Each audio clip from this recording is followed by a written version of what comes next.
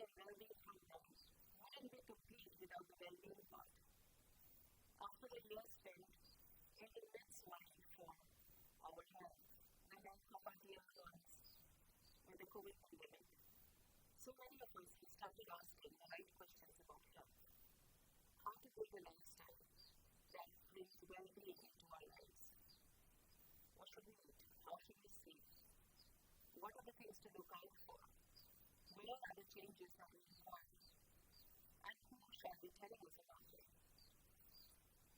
During this entire program, we will be having several webinars where experts from around the world will join us to share wellness practices with us.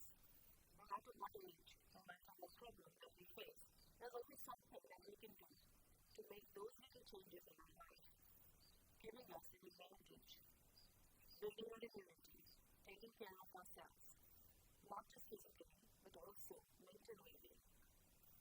Several programs will be proposed, several experts will join us. We urge you to please follow these webinars and share them with everyone around you so that not only you, but your family, your friends, or home can be healthier, happier. This program celebrates the World Sleep Day. Yes, there is something called the World Sleep Day. Because sleep is such an important part of our life. Health begins with sleep. Long life, longevity, something that all of us inadvertently look for, begins with right sleep. What is sleep properly? What is the quality of our sleep? How do we feel after we wake up? What are the factors that affect our sleep cycles? So many questions, so many ideas. We'll be sharing this wonderful platform today. Today Luke comes to us to talk about sleep and Dr. Charan Thivapura, along with Dr. Sneha Deshpande, who is the director of the Heartfulness Continuous Medical Education Program, join to celebrate the Sleep Disorder Day. We hope that all of you make the most of it and do all you can to improve the sleep. Sleep. Who wouldn't like to sleep? When sleep is not in place, your consciousness shifts, you become less and less alert. Most accidents noted in the United States. When you find the history behind this person's sleep pattern, you will know he doesn't sleep well. Circadian rhythm is all about how the solar movement affects our physiology. Our system has been trained or conditioned over millions of years, ever since the creation. You have to establish whether I should sleep at 9:30 or 10:30 or 10 o'clock at night and stick to it. For example, those who are working long hours during night time, truck drivers for example, you will notice after certain age, their health also will start declining if they continue working long hours at night. This is unnatural. Our system follows the circadian rhythm. Now you are working against it. Working against nature has never helped anyone. Without this sleep, you become so irritable, you become angry. And if this continues for more than few days at a time, your immunological system breaks down. You become vulnerable to so many diseases. If this continues for a longer time, we are becoming more and more vulnerable to diseases like Parkinson, perhaps, Alzheimer, memory loss. Things of that nature can happen. I'm not trying to scare people, but more we sleep, better it is for our health. Respect the circadian rhythm, then our health can improve drastically and our lifespan can also increase drastically.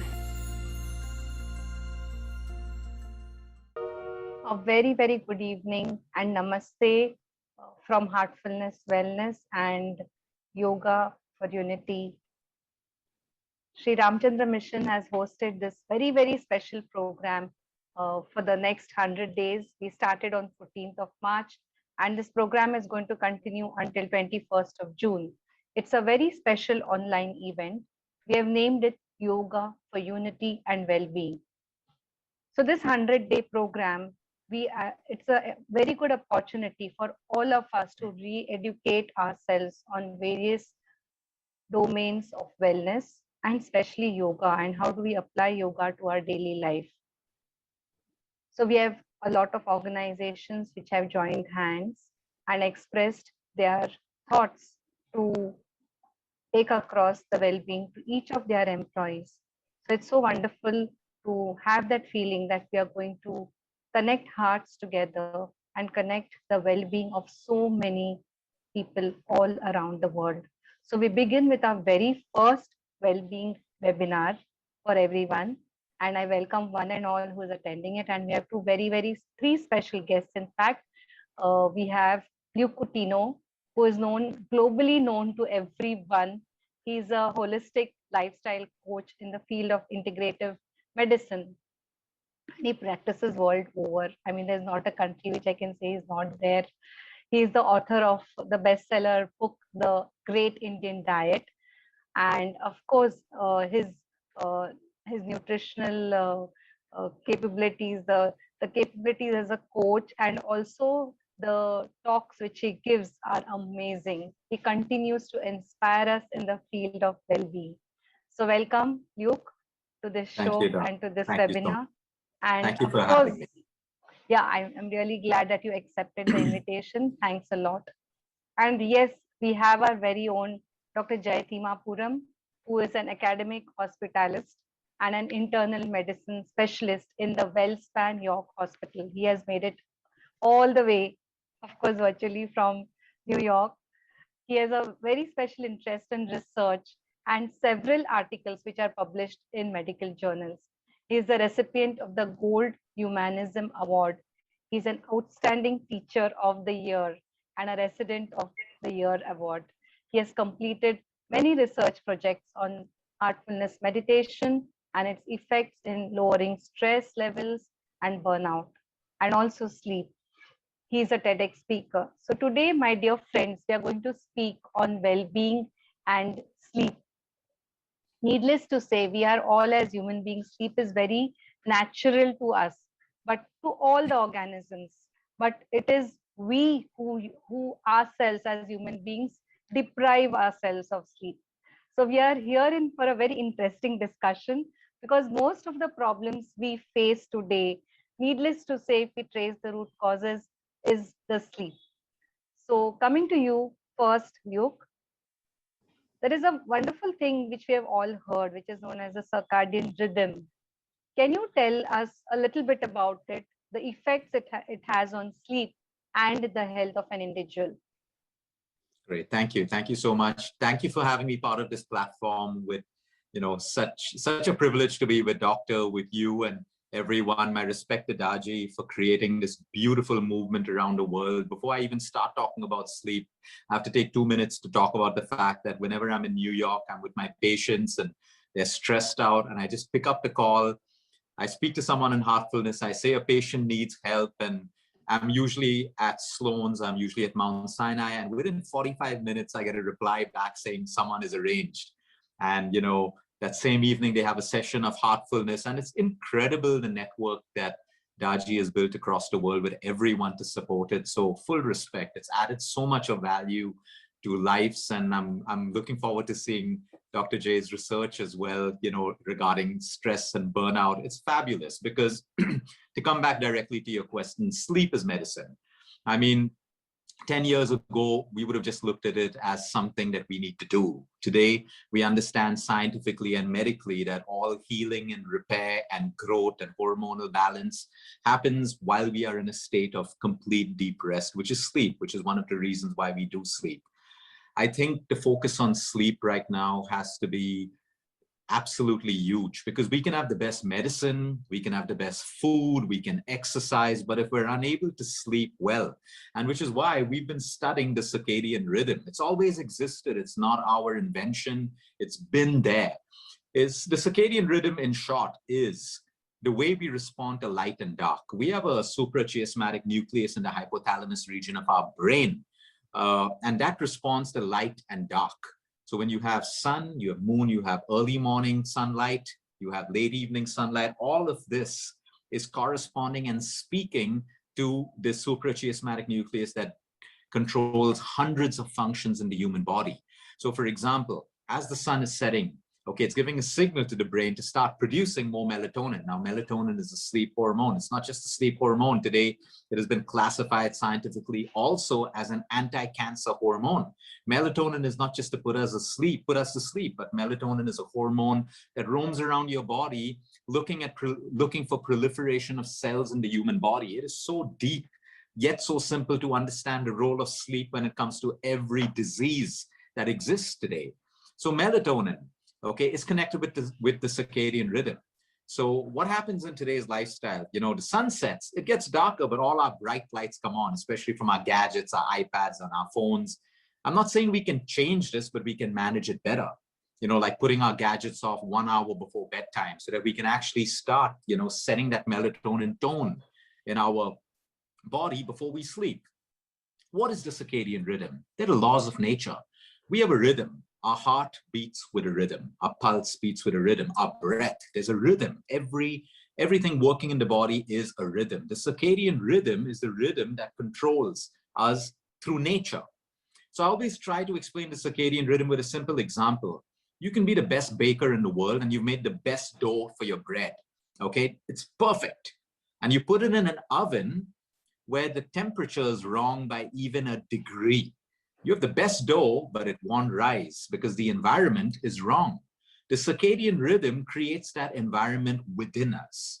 So when I talk about the circadian rhythm, there are a couple of points that we have to look at, and they're really simple. Number one, they don't cost you money. Inexpensive, free, we only need to do it. And healing happens in the circadian rhythm because we've forgotten as human beings that when we heal, we can take medicine, nutrition, but we also have to put ourselves in an environment of healing. You can't take a sick patient and put them in an environment that's going to make them sicker. The environment also has to be conducive to their healing, and that's exactly what the circadian rhythm is. So number one, we must try to eat our meals as close to sunset. It may not be practical for most people. That's okay. Maybe 1 hour within sunset, post sunset, maybe 2 hours. Most of us eat our meals too late. This is a common thing I've noticed even in New York. You know, at 5:30, the Americans, the Europeans are all having their dinner. The restaurants are full, can't get a table. 8, 9, you can't get a table again because a lot of us are eating our meals at that point. We tend to have our meals later. We are not following the circadian rhythm. The earlier we eat our meals, because we need to understand after the sun sets, our digestion also slows down. This is the circadian rhythm. It exists in Ayurveda, it exists in religion, it exists in every form that has taught us wisdom along the years. Eat an earlier meal because post the sun setting, our digestive system slow down. So if you ever remember having a late night meal, how do you feel the next morning? Bloated, indigestion, gas, acidity. You know, you don't feel fresh. That's because we ate at the wrong time. So the first rule of the circadian rhythm is try to have your meal as early as possible, close to sunset. Number two, try to keep your gadgets off 1 hour before bedtime. So you make use of that magic drug called melatonin. Number three, try to keep your sleep time the same for at least most nights. Okay, I want to be practical. We also want a social life. So at least 5 out of 7 nights. Sunday night, Monday, Tuesday, Wednesday, Thursday, Friday, if you can, try to get into bed at the same time, whether it's 9, 9:30, 10, 10:30, 11. I'm not going to cross that because some of the magic of sleep works before midnight for most people. So we want to try to get into bed at the same time. It's a rhythm. Remember we spoke about a rhythm? Okay, everything works clockwork in the body. The circadian rhythm are like 100 different clocks working in the body. Okay, and they work clockwork. Number three, try to wake up before sunrise. This is so important. Of course, people who work night shifts, doctors, pilots, nurses, so many people work night shifts. That's different. Then whatever I'm telling you for the circadian rhythm has to just be flipped on its head. You do the opposite. Okay? Try to wake up before sunrise. And the moment you wake up, do not put your phone on. You don't want to look at artificial light. You don't want to look at blue light. Open your windows. If you can step out into the garden balcony, connect with natural light, whether it's the trees, the sky, the rising sun, because this resets your melatonin cycle or your circadian rhythm for the next 12 hours. So try to keep your gadgets off for at least 1 to 2 hours when you wake up. Use that time to connect, do your yoga, your heartfulness meditation, your morning rituals. And believe me, it's easy. Today I have the richest and the most busiest people able to live the circadian way. So it's not impossible. We can find ways to do it. The next rule is your meals. Try to eat your meals at the same time every day. So if lunch is at 1 o'clock, eat at 1 o'clock. Remember, your body is expecting food according to a rhythm. Just because we have a meeting doesn't mean we prepone or postpone our food. There's a rhythm that we eat at. So we try to eat our breakfast, our lunch, our dinner, try to keep it at the same time. And you'll find problems like indigestion, flatulence, bloating slowly tend to disappear. Because again, everything works according to a clock, not the clocks that we set in our daily lives. Like we postpone so many natural things that we're supposed to do. This is the circadian rhythm. I'll throw one more point, your exercise. Try to do your yoga at the same time every day, your meditation at the same time. You can meditate anytime, that's okay. Your workouts at the same time, because everything, your body has a memory, it's remembering everything. And once you put it into that perfect clock, it starts working for you. It starts working for you the right way. So the circadian rhythm is how human beings are supposed to live. Like you'll never find a nocturnal animal out in the day. You won't find them. You won't find a night owl awake at day. You won't find dogs like running around late at night when they should be sleeping. But human beings are the only species who have, kind of pushed the circadian rhythm. And when we move away from the rhythm, we have disharmony. When we have disharmony, you have disharmony at a cellular level, at an emotional level, at a spiritual level, a physical level. And when you come back, like in medical terms, it's homeostasis. Everything's working right. Your heart rate is fine, your BP is fine, everything's in rhythm, homeostasis. We move away from homeostasis, the body finds it difficult, the immune system is compromised, inflammation is compromised. So we're trying to move and live the circadian way to balance it. And for that, sleep is everything. If we can sleep the right way, it is medicine. And everything stems from that. People say, Luke, nutrition is important. It is not as important as sleep. Because if you wake up sleep deprived, you are craving carbs, you are craving sugar, you are craving caffeine. You have a well-rested night, you wake up. Most people don't even feel hungry. They're on natural energy. So this is the circadian rhythm, Dr. Snehal. It is very, very simple. And I'm also going to send you a link. We wrote a book on it. It's free. It's free for the world. We have over, I think, 300,000 downloads already. I'm going to send it to you so you can share it with all your viewers. They can learn. And there are live patients who have gone through that rhythm. And it's unbelievable when you read it. They say my arthritic pain is lesser. Why? They're sleeping better. Inflammation is coming down just on the simplicity of nature. People who couldn't meditate are meditating better when they find themselves living within a rhythm that's aligned to nature. So this is the circadian rhythm. Thank you. That is really very nice to hear that it is simplicity which gets us back to work more and to give us a lot of energy. So being simple and tuned with nature, as our Grandmaster says, Babuji Maharaj, he has written in his 10 universal laws, one of the laws is to be simple and in tune with nature. And this is so much in sync with what you said. Thank you. Now, my second question to you is, of course, we have covered a bit of it in the first one, that how can we eat well to sleep well? So we see a lot of conditions like PCOS, infertility, strokes at a very early age, diabetes happening very early. So you see these comorbid conditions coming in a very early age, and much of it definitely is on us, our lifestyle and what we eat. So how can we eat well to sleep well? So I think, there are a lot of foods. If you Google today, you'll find like, milk and cherries and foods that contain tryptophan that can help you sleep better. I think food is an important part. It's probably just 10% of the whole equation. It's like how food breaks down. What I want people to understand about food is, remember, all of us are made up of trillions of cells. These trillions of cells are very simple in nature. They're complicated in their working, but they need nutrients from the food we eat, oxygen from the air that we breathe, and they need water. This is the raw material for cells to work the right way. Now, if you give these cells the wrong material, you get the wrong results. It's as simple as that. So when we're eating, we want to ask ourselves, am I eating to nourish my cells? Or am I giving my cells material that will, cause dysfunction in the immune system, inflammation, more acidity, more gut problems?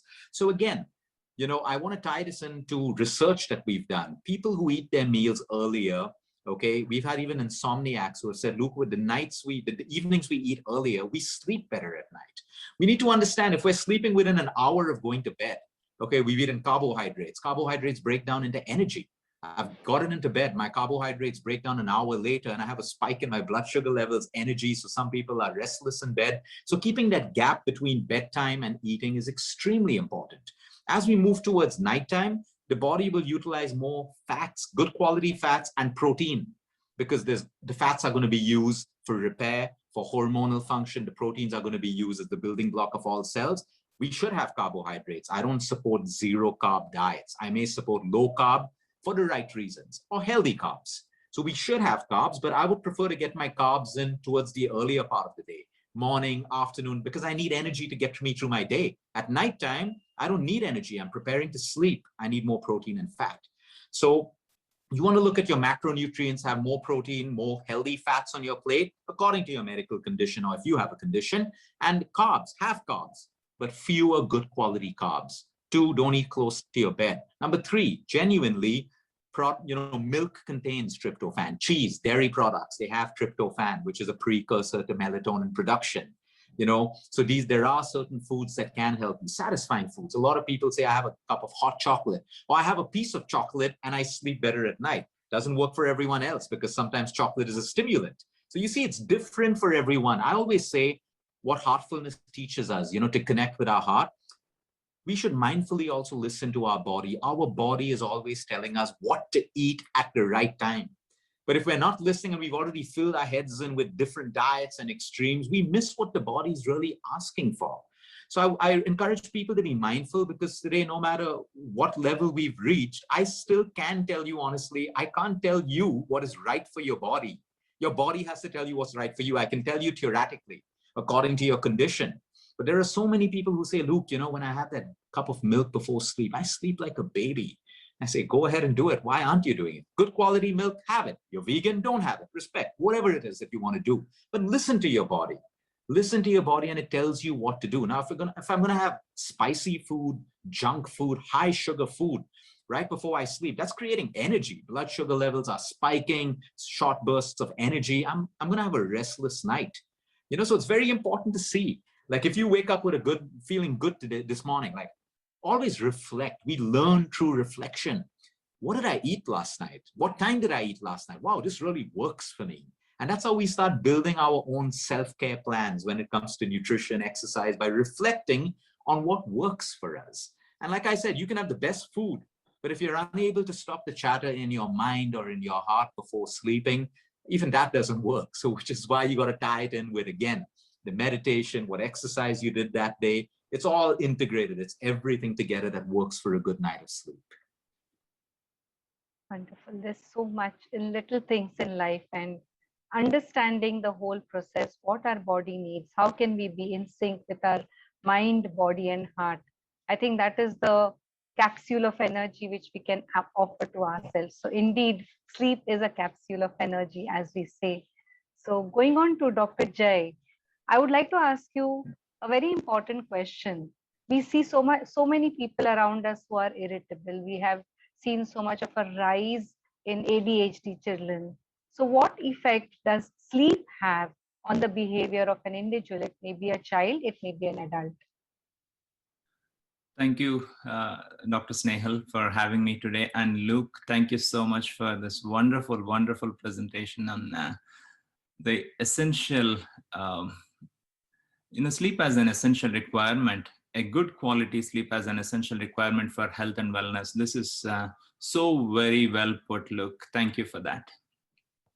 And to your question, Snehal, I totally agree with Luke that sleep acts as a foundation for our wellness. A good quality sleep acts as a foundation for our wellness and our well-being, right?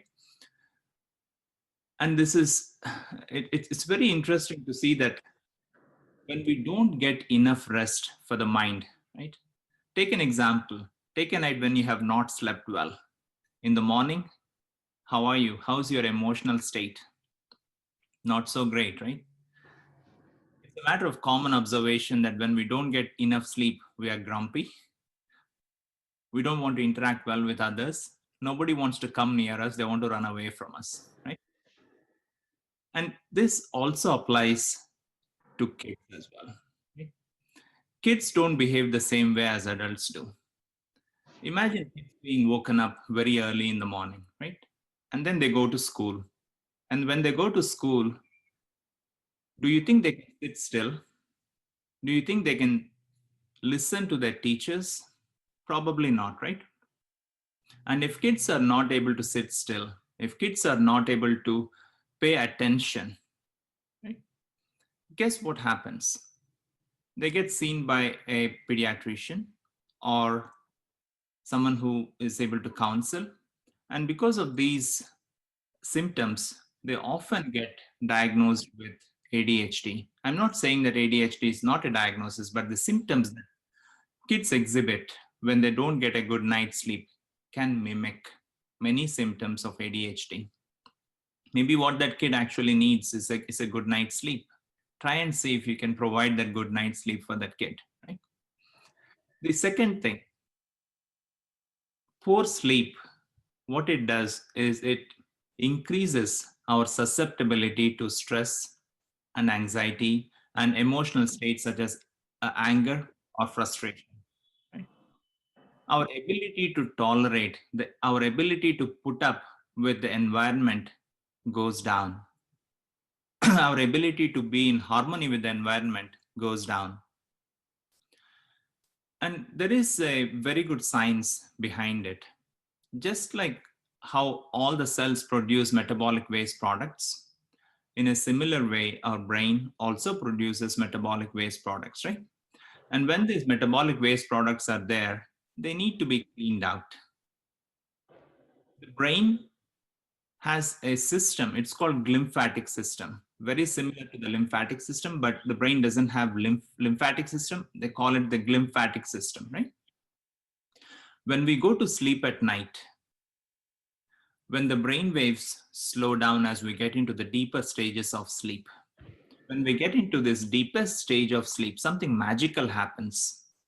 The fluid around the brain, the cerebrospinal fluid, actually flows through this glymphatic system, clears up all the toxins that are built up during the daytime. Have you ever felt that when you woke up in the morning, you're seeing as if you're looking through fog? That lack of clarity that we have when we don't have a good night's sleep? Maybe the brain hasn't had a good rest. Maybe it hasn't been cleaned up, right? There's a very nice paper that was recently published in 2019 that talks about it. And if we are able to provide that deep state of rest for the mind, for the brain, then in the morning, when the brain is all cleared up, we're able to function better. And when we are able to function better, we're able to interact with others better. Harmony and relationships tend to improve. It is very interesting to see that the practices of meditation can also lead to this very similar benefits, where as the brain starts to slow down, it is possible that the brain can also be cleaned up because of these practices. And that's probably why sometimes after a deep meditative session, we feel absolutely refreshed and relaxed and ready to face the day. Right? Behavior and sleep are very well connected. Perhaps one of the best remedies to improve our behavior is to have a good night's sleep. There is another aspect of behavior that comes into picture. We have recently conducted a study on loneliness. Wow. Loneliness is one of the epidemics that the world is facing right now, right? It's not about the number of people that we are connected with. It is about the depth of that connection and the meaningfulness of that connection, right? We can be surrounded by 100 people, but if we don't have the depth of connection and if we don't find that meaning of that connection, right, we still feel lonely. And when we conducted a study using heartfulness meditation for 4 weeks, when we offered this practice for about 4 weeks, we found out that as their sleep improved, their loneliness also improved. It is fascinating to see that. So with regards to behavior, I would like to say that simple strategies that Luke had mentioned, they do work very well. So if you are interested in trying these out, see if you are able to improve the simple element of your life, that is sleep. You improve that foundation, the rest of things will fall in place. Thank you. That there is so much truth in what you said, Dr. Jay, because I look at special children who come to me, and 60% of the population nowadays, especially in the post-COVID phase, who are coming to me are, sort of diagnosed. sort of diagnosed as autism and ADHD, but I can see what the truth in what you're saying. And when I go through their histories, most of them have a very disturbed sleep pattern. So sleep not only helps us to connect with ourselves and others, I think it also regulates our behavior well. It is so essential that we all follow this pattern, because the moment I ask the parents, why is the kid not sleeping? It's very naturally said that the father comes in late, or the father is busy playing with the child until 1 o'clock in the night. So it is what we are doing with our lifestyles is very much reflected in the generations to come. And I think sleep is one of the simple answers to a lot of problems which we are facing as human beings today. So coming to my second question to you, Dr. Jay, is can you elaborate on, you were talking about research which you have conducted on heartfulness practices. So can you elaborate on how these practices establish a healthy sleep routine and rhythm? I think it's a need for of the day for all of us to understand or adapt simple practices. The moment you tell something very elaborate, people say, oh, I don't have the time so much. So can you elaborate simple practices which we can take back home and practice so that we can sleep well? Sure, Snehal. In our hospital, right, we wanted to explore these practices and see whether these would help improve our sleep. Because science relies on reproducibility of results, right? And if we're able to reproduce these results using simple practices, and these can be applied on a wider basis. And one of the elements is to train the mind, right? In addition to training the mind, other practices are also equally important. Sleep hygiene is important. It is important to make sure that we have proper nutrition at the right time. And other practices such as going to bed at the right time, making sure you have a cool, comfortable pillow, making sure the room temperature is optimal for you to sleep. All these are important. But in addition, if we are able to train our mind, can we sleep better? This is what we wanted to find out, right? So very first study that we conducted was on stress and burnout. Healthcare professionals, medical professionals, the resident physicians, nurses, physicians, they're all in an environment where stress and burnout are very high. And in fact, there is no human being on this planet who is not affected by stress and burnout, if I want to generalize, right? But we wanted to see if a 12-week practice of heartfulness helps with stress and burnout. And in that study, we also measured an element on sleep, right? What we did was we offered the practice divided into a very simple framework. What we told our participants was this: if we look at our day, it does not begin at the break of dawn. It begins the night before. The way we prepare for the day matters a lot. So if we are able to settle our mind down, instead of being worried about what has happened or being anxious about what's going to happen the next day, chill for a few minutes, meditate for a few minutes, rest your attention on something good within your own heart, and go to bed in that state.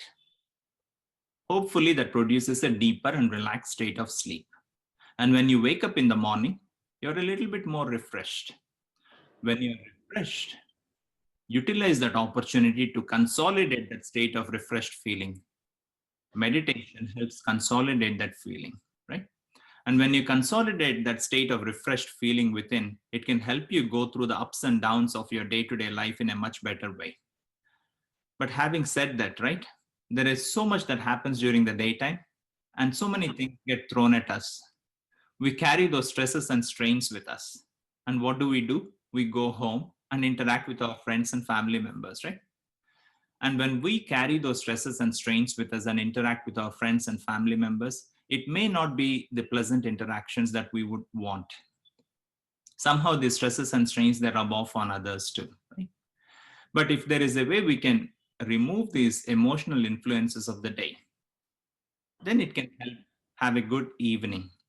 And the practice that we offered with heartfulness, it's called rejuvenation. And it is a technique that helps remove the emotional impressions, the stresses and strains from the system, right? And all these play not only a role in stresses and strains within us, but in also how we sleep at night. all the stresses and strains that we carry, they do have an effect on how we sleep at night. Sometimes it is difficult to fall asleep when there is so much going on in our mind. And sometimes we fall asleep, but we wake up in the middle of the night, not even knowing what woke us up at night. Right?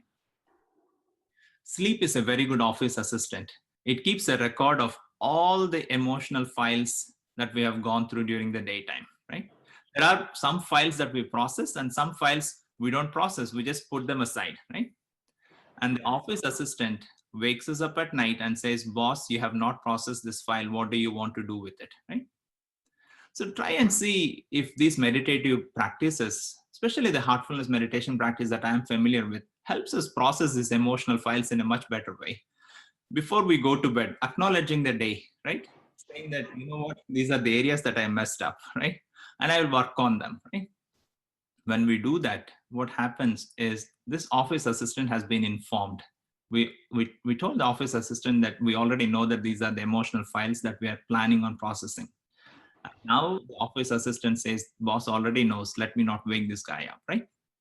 So these are simple practices that we also offered our participants. And interestingly, what we found out was that when we offered these practices, within 12 weeks, we saw improvement of burnout, improvement of emotional well-being in the group that participated in this 12-week program compared to those who did not. Right? Even the telomere length in younger population improved. And telomere is basically a cap-like structure at the tip of our chromosomes. The longer it is, it reflects a healthier lifestyle. The shorter it is, maybe not so. And we found that in a younger subset of population, the telomere length also improved. And this tells us that this is not just a subjective feeling. There is something objective that happens within the body, within our physiology, that is helpful for the whole system. Right? And the second study that we did was exclusively on sleep. Chronic insomnia. Imagine not being able to sleep for at least 3 nights a week, and this goes on for months and years. We call it chronic insomnia. We offered this practice for 8 weeks, and we saw that the insomnia scores of our patients drop from a mean score of 20.9 to a score of 10.4, more than 10-point drop. And interestingly, the stories that they shared were very, very fascinating. Some of them said, Dr. Jay, we were only able to sleep for 4 hours before. Now we're able to sleep for 7 hours, 8 hours, because of which our dreams have come back. Something that I did not know before. As their sleep duration and quality improved, they started processing dreams much better. So to me, it was very interesting to see that in our patients, right? The third study that we did was we offered 1 week of heartfulness meditation practice to our resident physicians to see how long it takes for them to fall asleep. What is the impact on quality of sleep? What is the impact on their restfulness, right? We gave them actigraphy watches that monitored their sleep. And we also gave them a sleep diary to record their sleep, right? 1 week, they went through without meditative practices and recorded everything. And then when they came back to the same rotation, they went through heartfulness meditation practice and we recorded their parameters, right? We saw that their onset of sleep came down from around an average of around 21 minutes to an average of around 14.5 minutes. So they slept much faster. The quality of sleep improved, the restfulness improved, and the comments that we received were very favorable. So these are certain things that we did in our healthcare system to see the effect of these practices. And loneliness, as I mentioned earlier on, is something that I strongly feel is connected with the amount of rest that we get to our brains, our minds, and our systems, right? Physical rest is good, but when I'm emotionally exhausted, right, I need that rest for the mind. And that is when I feel refreshed and rejuvenated. The practices of heartfulness, to me, offer this ability to rest at the deepest level, to come out refreshed, rejuvenated, ready to face the day, and also be a bit better human being, kinder person. This is what the world needs now. Thank you. That was so wonderful, Dr. Jay.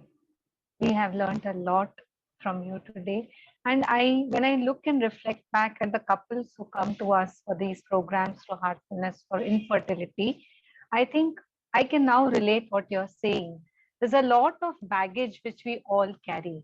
And if what we do at night before going to bed and say, this is my baggage, let's just remove it and prayerfully offer it to the divine and just do a rejuvenation, I think, as you said, we will be able to live a better and a very happy life, every single one of us.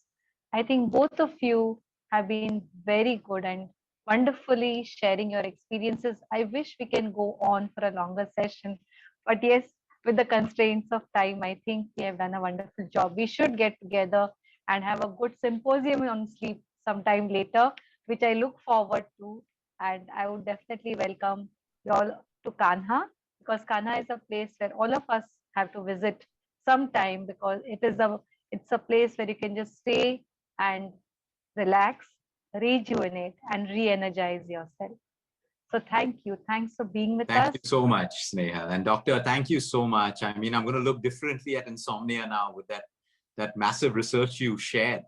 You know, a lot of our cancer patients go through heartfulness, you know, teachers teach them. I'm going to try this with insomnia as well. And the loneliness part that you explained was just fantastic. I can relate to everything you said with our patients who are going through that. So I think what a platform. I've learned something today, which I can apply almost immediately with so many people. Thank you so much, Doctor. And Sneha, as always, it's a pleasure. Thank you. Thank you. I really appreciate what you shared. It's an honor to be with you and share this platform with you. Thank you. Wise. Thank you. Thank you, everyone. Thank you so much. Bye. Sound sleep is essential for good health and mental well-being. For some, drinking a glass of warm milk before bed can encourage a healthy sleep pattern. Yet many of us have trouble sleeping. We are endlessly thinking about stuff at home, stuff at work, stuff we've done, stuff we want to do. The harder we try to sleep, the more difficult it becomes.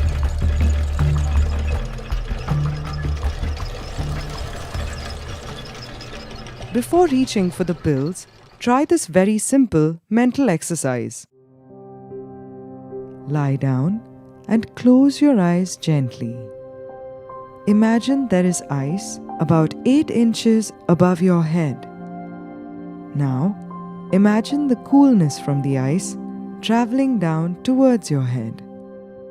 It moves from the top of your head to your forehead and temples, and all the way to the back of the head. Feel your head cool down as you enter a state of rest.